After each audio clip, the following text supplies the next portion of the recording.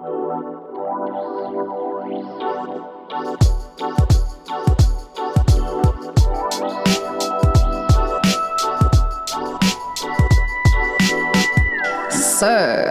my name is Thembiso Magajana. I don't have to mention my age, right? I feel like, No, I'm in my 20s. Yeah, I'm in my 20s. And I co-founded a nonprofit organization called Social Coding. Mm-hmm. And essentially what we do is we try to achieve, help underperforming students achieve higher scores in maths and sciences through computer programming.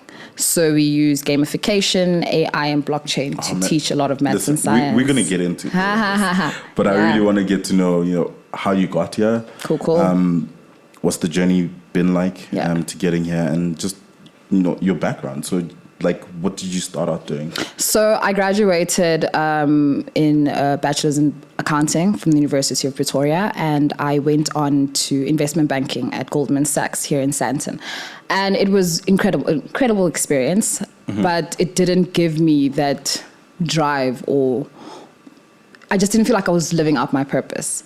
And I was an investment banker for 4.5 years.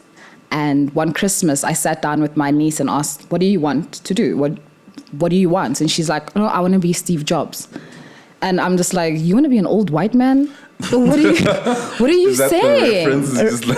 Right? And up until then, my interaction with Steve wasn't that much. I didn't idolize him. Thought the iPhone was cool, right? But I was still stuck in my ways. In banking, your BlackBerry was your lifeline. Yeah. And I think you just exposed your age. I did. Snap, but I'm still in my 20s, okay? So I started speaking to her, and she's like, no, she wants to be able to put incredible things together and build incredible things. And for me, coming from a 6-year-old, I just wanted to play at that age, right? And 6-year-olds of today want to create. And I was really inspired by that. Generational shift. Incredibly so. Yeah. I think what bothered me was the only role model she had at the time was Steve Jobs. Steve Jobs, great, but where were the black females? And I went on to Google, black females in technology, and white men came up. And I legit thought it was an issue with my data. I'm like, did I typo? What? I said black women. And that kind of exposed the ugly side of the industry, right? Yeah. How not enough black women, black men are given spotlights and the platform to show how incredibly intelligent they are and what they're building. In terms of tech, in terms of startups, in terms of small businesses. Definitely. Just building things that matter. Definitely. Yeah. So I don't have a coding background. I'm a self-taught coder. Our first year, just to give you a bit of background. So I started drag and drop Scratch programming with my niece. It was just her and I, and we'd do this every second weekend because obviously my work schedules were really hectic. And one weekend I came to visit her, and she had 3 other friends with her.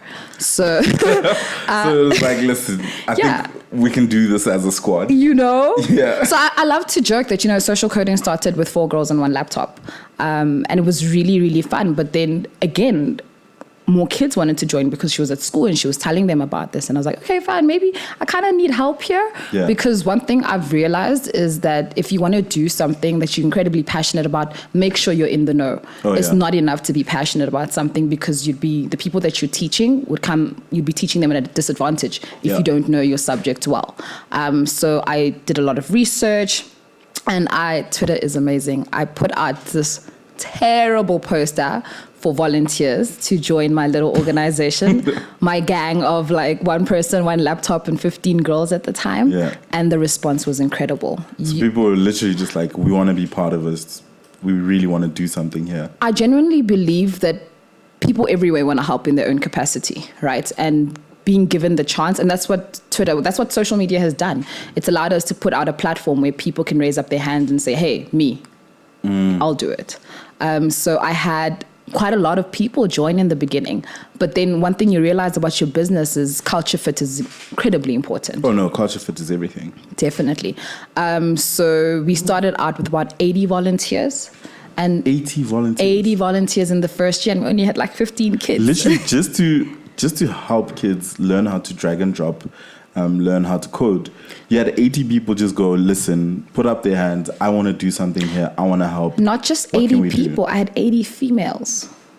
80 females, right, raised their hand up. And for me, that kind of spoke to the desire to pass on the pole, right, to pass on the legacy. And a lot of them, if you speak to them, what was the drive behind, volunteering? And they'll say, you know what, I didn't have anyone when I was in varsity. I would look around and I'd be a fly in milk, So if I'm able to be given the opportunity to teach kids what I know and to get them involved, then I'll do it. And that's actually where the pivot from our organization started. Okay. Yeah, so we started drag and drop coding. We moved on to HTML, but I couldn't measure the impact, right? And it bugged me.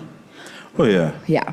It definitely bugged me. So we host workshops. So at the time, this is in our second year of operations, and now we've grown to about 100 kids, and we're hosting workshops every Saturday. And this is specifically for kids in primary school, high school? So when we started out, we specifically started primary up until about grade 8, grade 9. And we were fortunate enough I reached out to a friend of mine who was a teacher at the Pretoria Technical High School. And they gave us like a classroom, a lab to use on those weekends. Oh, man. So the best thing was we had kids from the township area. None of my kids, except for my niece and her friends, were from the suburbs.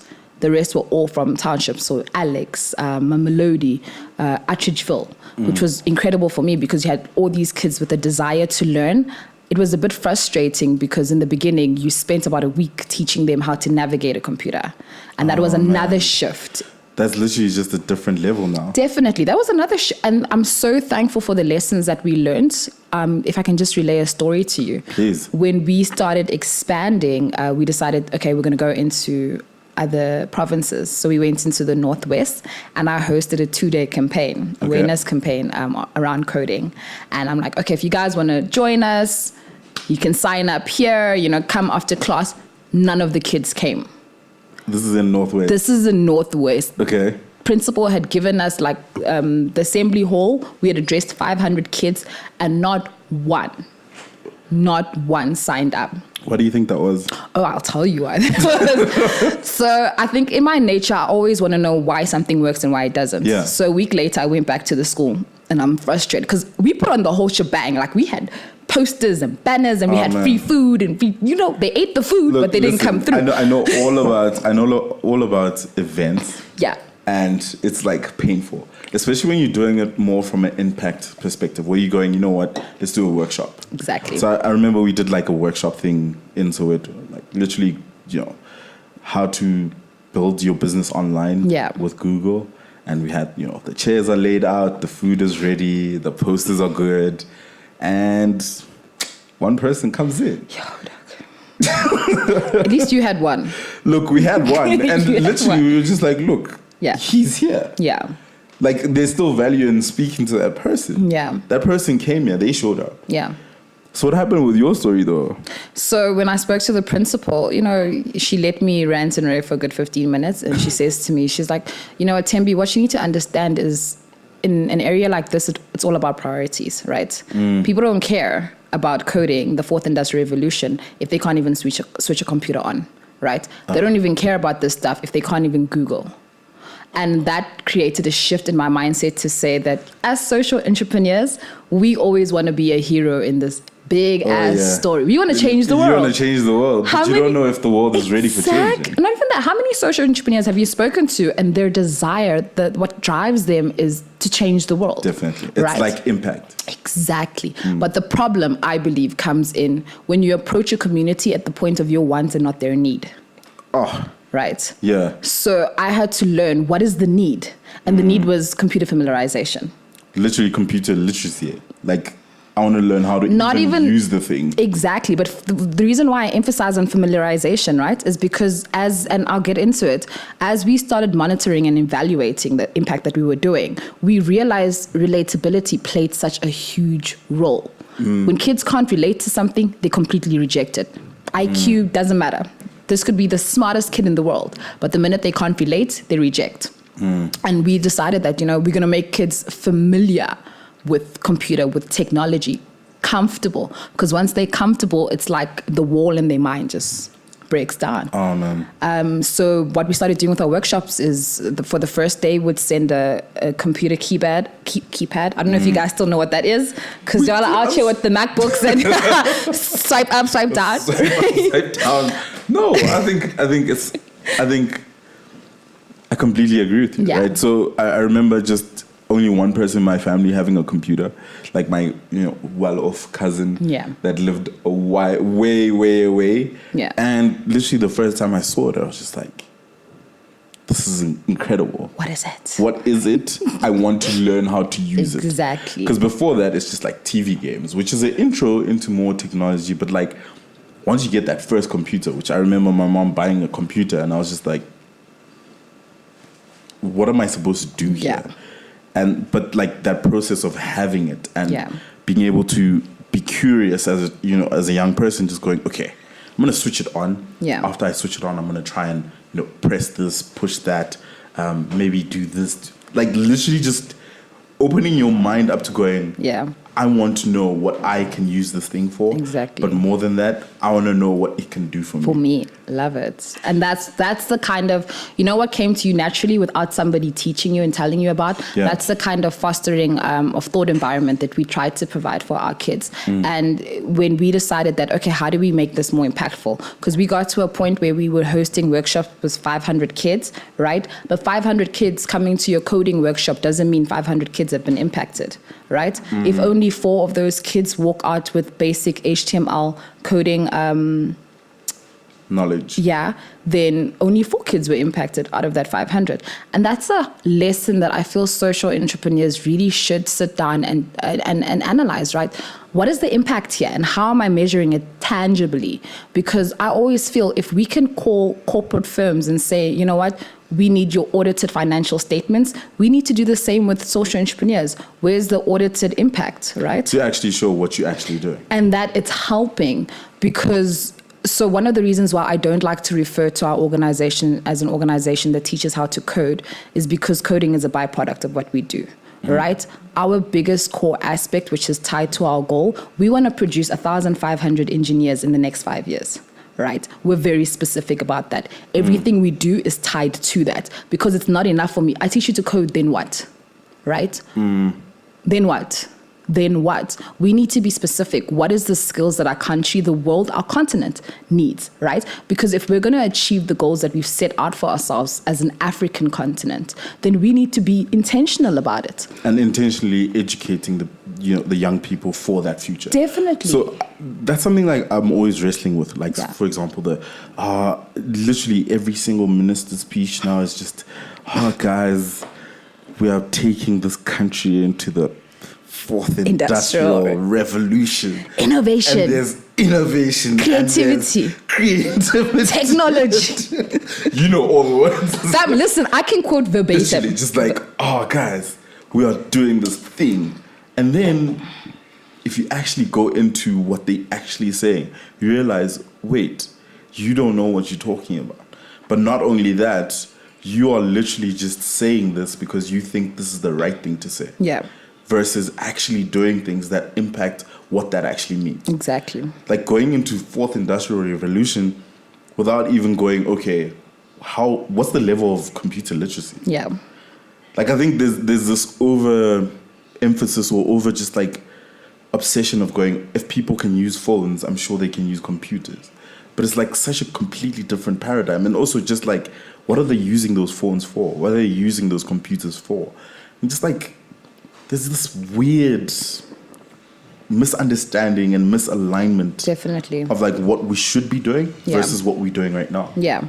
I think the biggest thing for me is realizing we need to teach critical thinking, right?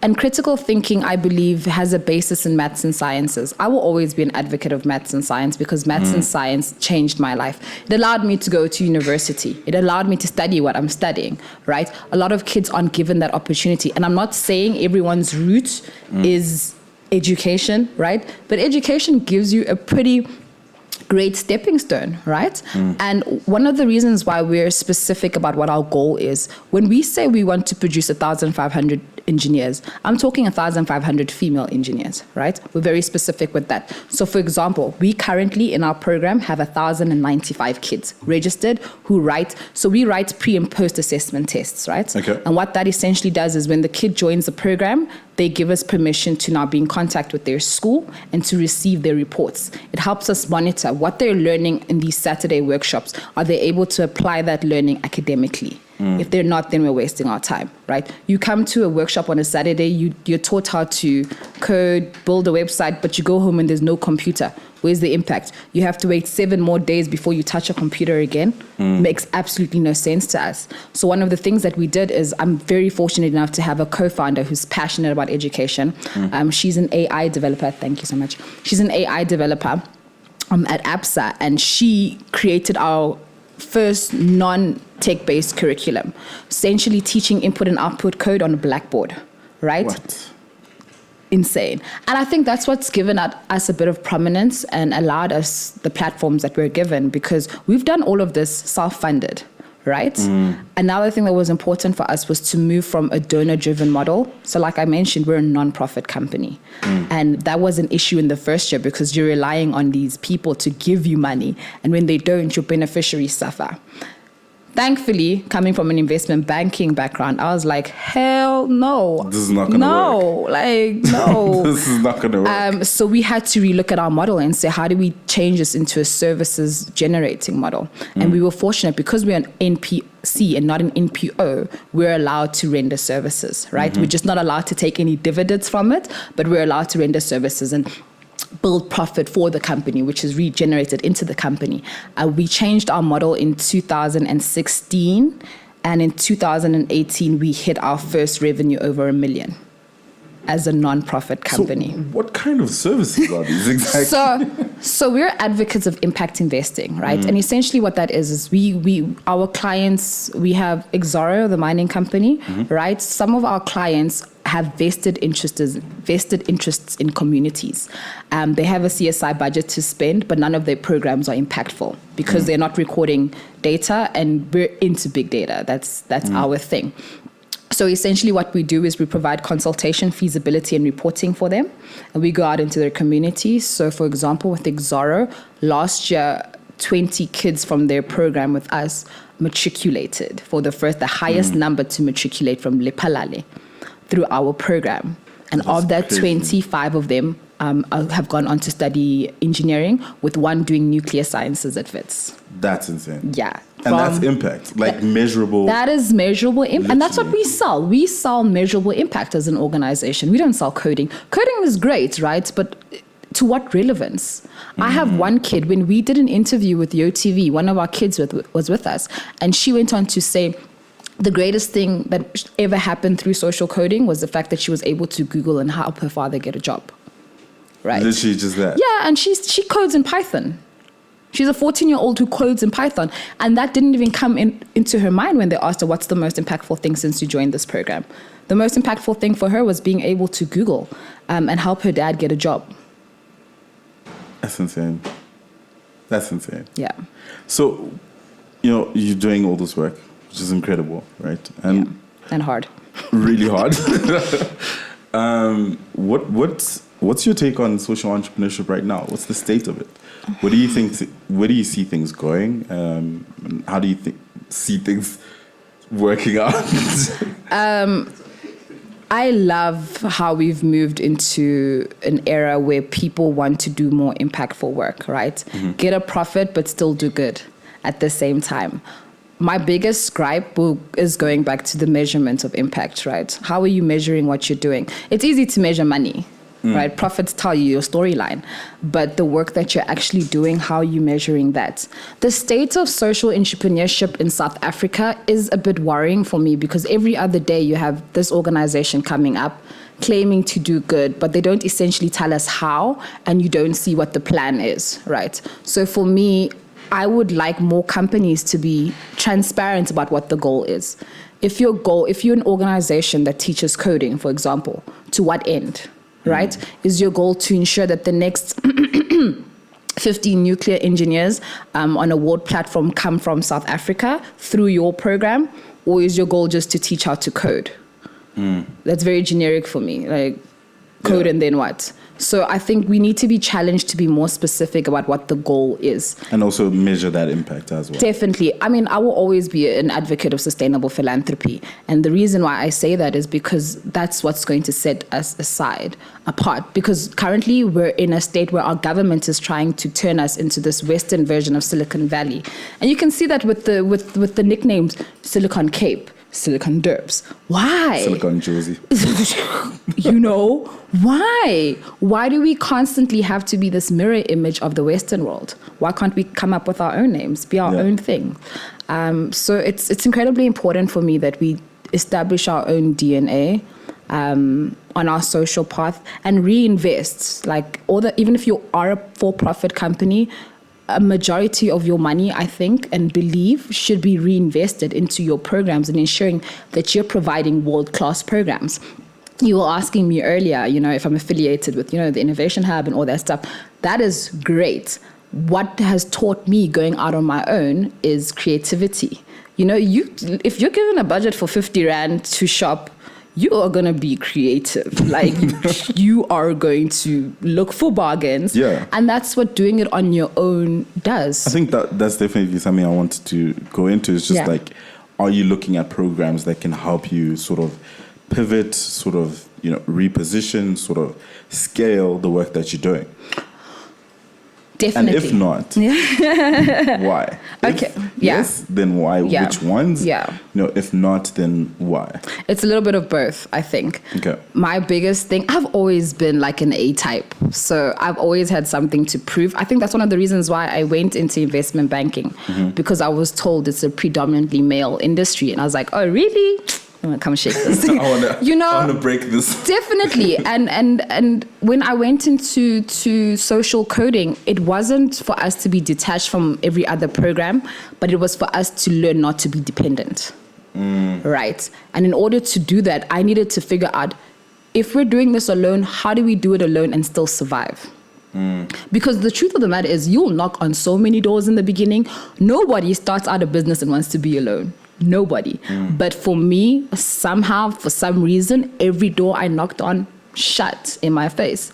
What got me into the door was, my background as an investment banker. What got me out is my lack of background in tech. Okay. So they're like, and that was a lesson. So what did I do? I went out and found a co-founder who's actually a techie, right? And I asked her, teach me how to code. I code in Python and HTML now, right? I used to attend lessons with the same students we're teaching. And it was mind-blowing for them because they'd look around the classroom and there I am.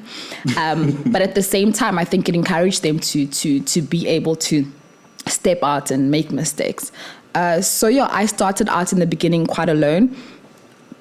At this time, I am looking for partnerships. I am looking for people to help me scale, but not aggressively. And I'll tell you why. We spent the last 3 years not about media hype, right?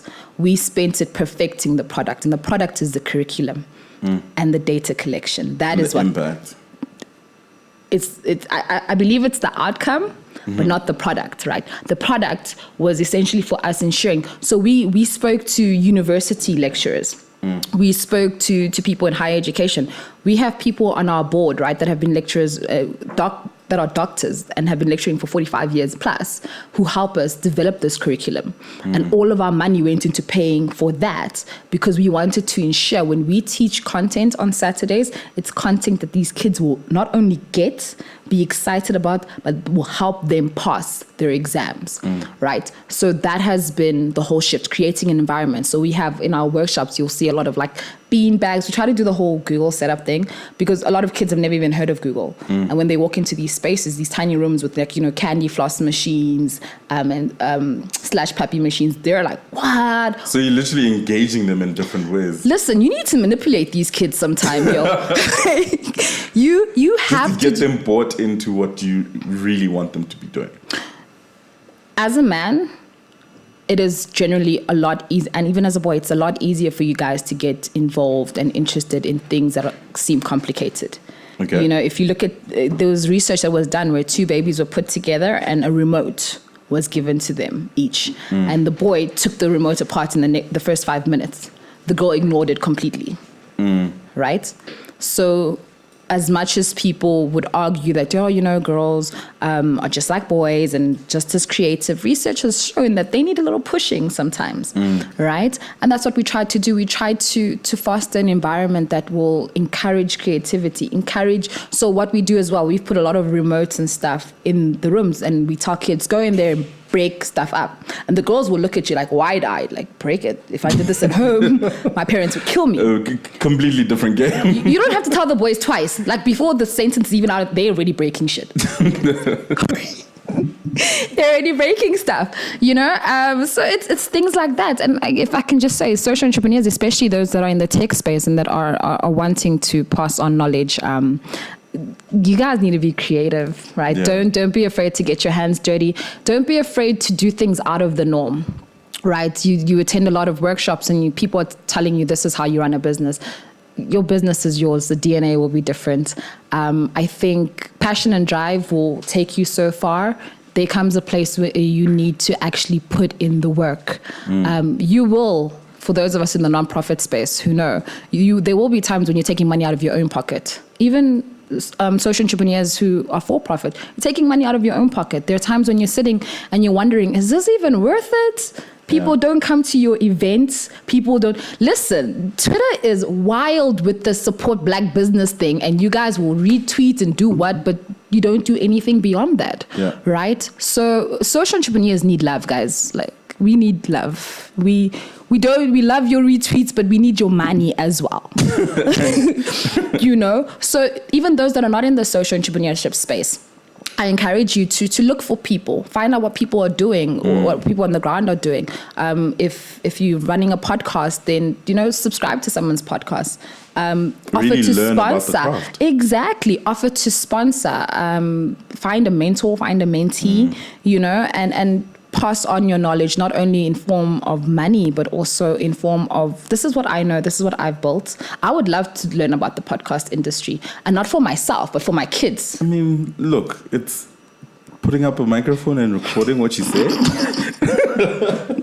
That's literally the whole thing. Right. It's not as complicated as social coding. I swear. But it's definitely something I think is going to be part of learning a lot. And why shouldn't kids learn about it? Oh, no, they should. I think kids very early on, I think I'm seeing so many kids literally just recording themselves. And they're not doing it from a vain place. They just feel like, I can create. Exactly. And I think that's like a culture that we want to cultivate. Like a lot more young kids just going, I want to just make, right? Literally just build an environment where kids can just make. So I don't care whether it's a podcast, a YouTube channel, coding in Python, building an app, whatever it is, just like build that whole thing where you just like, okay, get in that room. Yeah. There's a microphone, there's a computer, there's, literally just an enabling environment. Yeah. Break it. Yeah.